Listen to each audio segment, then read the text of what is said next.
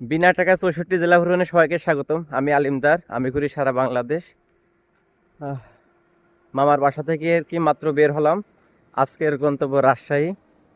তো দেখা যাচ্ছে সবার সাথে রাজশাহীতে।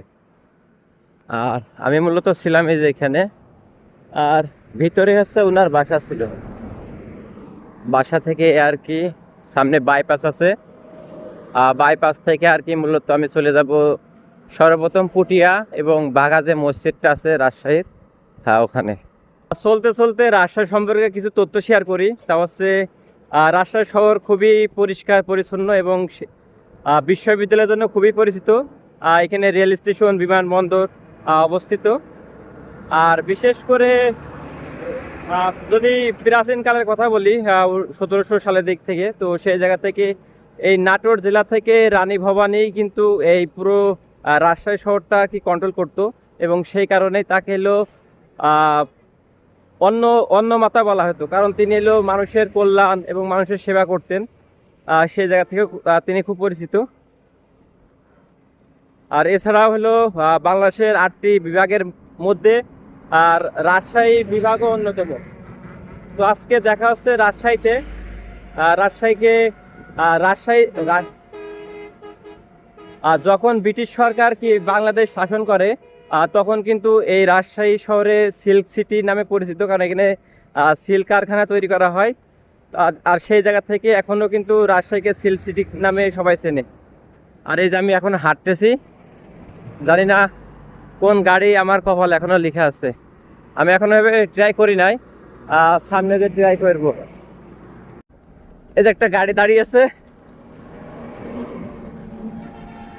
উস্তাদ, আমি টাকা ছাড়া 64 জেলা ভ্রমণে বেরিয়েছি। আজকে রাজশাহীর উদ্দেশ্যে রওনা দিয়েছি। তাহলে একটু সামনে যদি এগিয়ে দিতেন, মানে যতটুকু যান। যতটুক যাই বলতে গেলাম, বেশি দূর যাবো না। কয় কিলো হবে? কয় কিলো? অল্প একটু বেশি। আচ্ছা, যান তাহলে।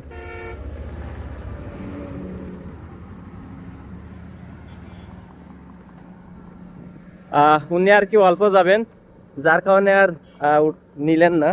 তো সমস্যা নাই। আর এইভাবেই আর কি বোঝানোর চেষ্টা করি যে আমি বিনা টাকায় ভ্রমণে বের হয়েছি। তো দেখা যাক অন্য কোনো গাড়ি পাই কিনা। আলহামদুলিল্লাহ আমি নাটোরের বাইপাস থেকে কেদারহাট ক্যাপেরা পর্যন্ত পায়ে হেঁটে চলে এসেছি, মানে 5 কিলো। ও উস্তাদরা আগে যাচ্ছিল, আমি তাদেরকে থামাই যে আমি এলো রাজশাহীতে যাবো, আমাকে একটু পৌঁছে দেন। তো উস্তাদ কেমন আছেন? আলহামদুলিল্লাহ ভালো। উস্তাদ আপনার পরিচয়টা দেবেন, আপনার নাম? আমার নাম মোহাম্মদ রাশিদ ইসলাম। ও আচ্ছা, এই গাড়ির জগতে কয় বছর আছেন? 12 বছর আছে। 12 বছর, তাহলে তো অনেক দিন। তারপরে এই যে উস্তাদের সহকারী আছে, আপনার নাম? নাম মোহাম্মদ খায়রুল ইসলাম। খায়রুল ইসলাম। কতদিন আছেন উস্তাদের সাথে? ওস্তাদের সাথে এই তো 2টি হচ্ছে, এটা দিয়ে। আচ্ছা, আলহামদুলিল্লাহ। আচ্ছা, আমার পরিচয় দেই, আমি আলিমদার। আমার বাসা আছে ঝিনাইদহ জেলা। আমি টাকা ছাড়া 64 জেলা ভ্রমণে বের হয়েছি। নাটোর ছিল 5 নম্বর জেলা, আজকে 6 নম্বর জেলা রাজশাহীতে যাচ্ছি। তো আমার জন্য দোয়া করেন ইনশাআল্লাহ ইনশাআল্লাহ। আর উস্তাদের প্রতি অনেক অনেক শুকরিয়া যে আমার ডাকে সাড়া দিয়েছেন। তো আমি খুবই ক্লান্ত। একটু আগে একটা দাদুর সাথে দেখা হলো। সে বললো যে তোমার এলো ফয়সাল আল্লাহ করবে। তো আল্লাহ আমার ব্যবস্থা করে দিয়েছেন, আলহামদুলিল্লাহ। তো এইভাবে আর কি আমি সর্বপ্রথম পুটিয়া নামবো। পুটিয়া যে এলো রাজবাড়িটা আছে ওইটা দেখার চেষ্টা করব। আর বাঘার একটা মসজিদ আছে, আজকে চেষ্টা করবো ওই জায়গায় নামাজ পড়া সম্ভব হয় কিনা। না, সম্ভব হবে না। হবে না? এই যে এই গাড়িতে করে আমি সেই পুটিয়া বাজারে আসলাম। এখানে রাজবাড়ি আছে। রাজবাড়িটা আমি আর কি এখন দেখতে যাব। উনি আমাকে 20 টাকা দিলেন যে আপনি হেঁটে যাবেন না, গাড়িতে করে যাবেন অবশ্যই। 20 টাকা। উস্তাদ যে ভাড়া দিয়ে দিয়েছেন সেই ভাড়া দিয়ে আর কি পুটিয়া বাজার থেকে পুটিয়া যে রাজবাড়ি আছে সেখানে যাচ্ছি। এখান থেকে রাজবাড়ি আমার নিলেন হলো 10 টাকা। তো আসার সময় আর 10 টাকা দিব। আর লোকাল যে গাড়িগুলো আছে এখানে তো আর বললে তো তারা মানবে না। তো সেই জায়গা থেকে আর কি যে যেভাবে টাকা দিচ্ছে ওই টাকা দিয়ে আর কি মূলত আমি যাওয়ার চেষ্টা করতেছি। আর মেন যে হাইওয়ে গুলো আছে ওখানে আর কি ফ্রিতে বা টাকা ছাড়া যাওয়ার জন্য চেষ্টা করতেছি। উফ, পুটিয়া রাজবাড়ি থেকে এখান থেকে বাঘা মসজিদ কত দূরে? 17 কিলো। উনি বললো যে আমি নাকি কোন যে নামাজ পড়তে পারবো না। জি জি। তো আমি চাচ্ছিলাম যে বাঘা মসজিদে যে নামাজ পড়ার জন্য, তো যেহেতু নামাজ পড়তে পারবো না তাহলে তার যে লাভ নাই, আমাকে শহরের দিকে চলে যেতে হবে, রাজশাহী। আমার জন্য রুল কুদ্দুস ভাই, তারপর আমার এলাকার ছেলে সবুজ অপেক্ষা করতেছে আর রাজশাহীতে। তো দেখা হচ্ছে রাজশাহীতে। আর রাজশাহী যে পুটিয়া যে রাজবাড়িটা আছে, আমি এই যে চলে এসেছি, এটা হচ্ছে সেই রাজবাড়ি। তো এখানেও আর কি প্রবেশ মূল্য, আর এখানে সবকিছু নিয়ম কানুন দেওয়া আছে যে কখন আপনারা আসবেন, কখন বন্ধ হবে। তো এখানে 30 টাকা প্রবেশ মূল্য। তো আমি যে বললাম যে আমি বিনা টাকায় 64 জেলা ভ্রমণে বেরোছি, তো আমাকে একটু ঢুকতে দিবেন। তো তারা প্রথমে আমাকে ঢুকতে দিয়েছে। আর এখানে এসে আপনাদেরকে টিকিট নেওয়া লাগবে মাত্র 30 টাকা। কোন দিক থেকে শুরু? আচ্ছা, এই যে সবাই এখানে আছে। আপনার নাম? আসসালামু আলাইকুম, আমি শাহিন। আমরা মূলত ঢাকা থেকে আসছি। আমরা আচ্ছা। পর্যটন এখানে ঘুরতে আসছি। জি, আসলে জি।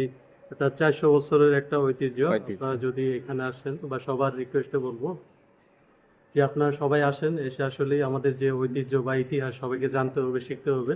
খুবই ভালো লাগবে যে আসলে ইতিহাস বা পুরনো যে ঐতিহ্য, রাজা রানী বা রাজাদের শাসনামল, প্লাস উপরে যে জাদুঘর, মানে দেখলে ইনশাল্লাহ আশা করা যায় সবার কাছে ভালো লাগবে। Thank you.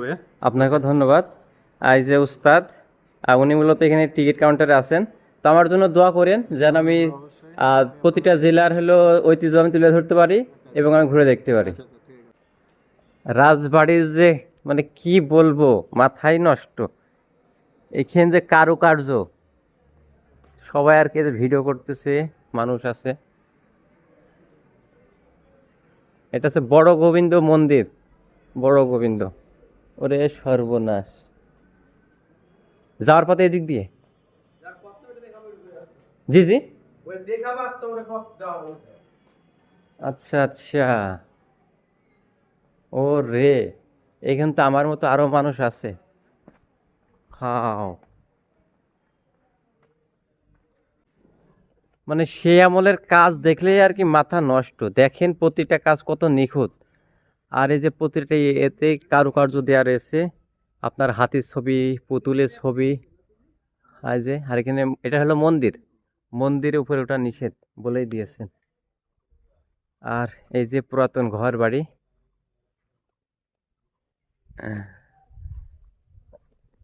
তো আমি যেখানে যাচ্ছি আর আশেপাশে চলার পথে যেটা পাচ্ছি আমি তুলে ধরার চেষ্টা করছি।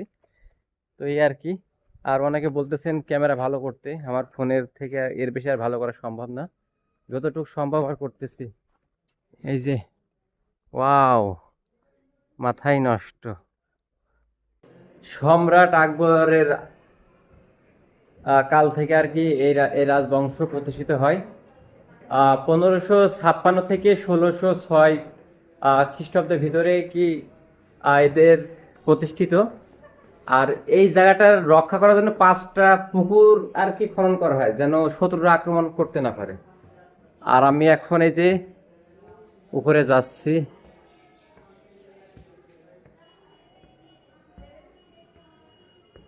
ভিডিও করা যাবে?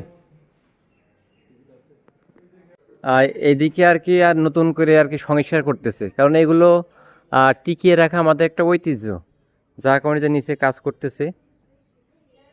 আর কাজগুলো দেখলে মাথায় নষ্ট যে কত সুন্দর কাজ করে রেখেছে। এখানে বাইরে তো ভিডিও করা যায়, কিন্তু ভিতরে যে সংরক্ষণগুলো আছে, কালো মাটির ফলক, তারে সেই আগেকার জিনিসপাতি, ওগুলো আর কি ভিডিও করা নিষেধ। তাছাড়া বাইরে থেকে যত কিছু ছবি ভিডিও নেওয়া যাবে, কোনো ব্যাপার না। তো ঘুরে দেখলাম, খুব ভালো লাগলো। উফ, আর হাঁটতে হাঁটতে কি আর বলবো, এইসব ক্লান্তি, মানে দেখার পর ক্লান্তি দূর হয়ে যাচ্ছে।